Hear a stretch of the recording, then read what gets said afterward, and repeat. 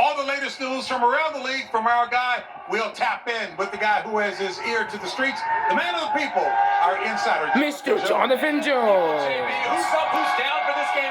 Let's go ahead and get into it. Juju Smith-Schuster, he's been battling a hamstring, but he's a go. Isaiah Pacheco, he's close to returning from that fractured fibula. He's still a week or two away, though. And keeper Harrison Butker, he got a meniscus trim earlier this week, was placed on IR. Casey went out and signed Spencer Schrader from the Jets. Now, for the Bills, no Keon Coleman with a wrist, and tight end Dalton Kincaid with a knee. Matt Milano, he just got back to practice from a torn biceps, but he's not ready today. And Amari Cooper, questionable with the wrist, looks like he's going to play.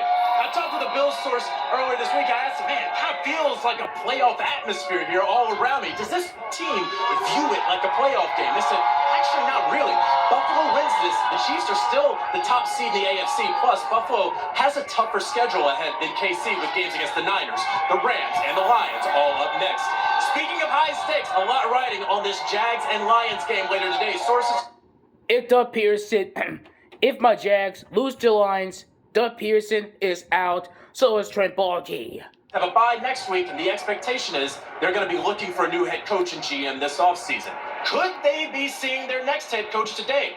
Lions defensive coordinator Aaron Glenn, he's a hot name, and so too is offensive coordinator Ben Johnson. Just got a new agent, and I believe Johnson is going to be very selective about his next stop. The roster won't matter as much as the team's infrastructure and ability to succeed long term. And the Bears, they made a move that some there saw as inevitable back in the preseason, firing offensive coordinator Shane Waldron this week. Thomas Brown takes over as OC, and here's what to expect. Bears, they got to start quicker. They only have 10 first-quarter points all season long. They're going to get the key guys involved early, and that means the veterans who were pushing Waldron out. And look, let's get out of the huddle a little faster. Let's have some better tempo at the line of scrimmage so everyone, including Caleb Williams, can get in a flow. And everyone on offense, JB, they're hoping that this means that Caleb can finally take some shots down the field.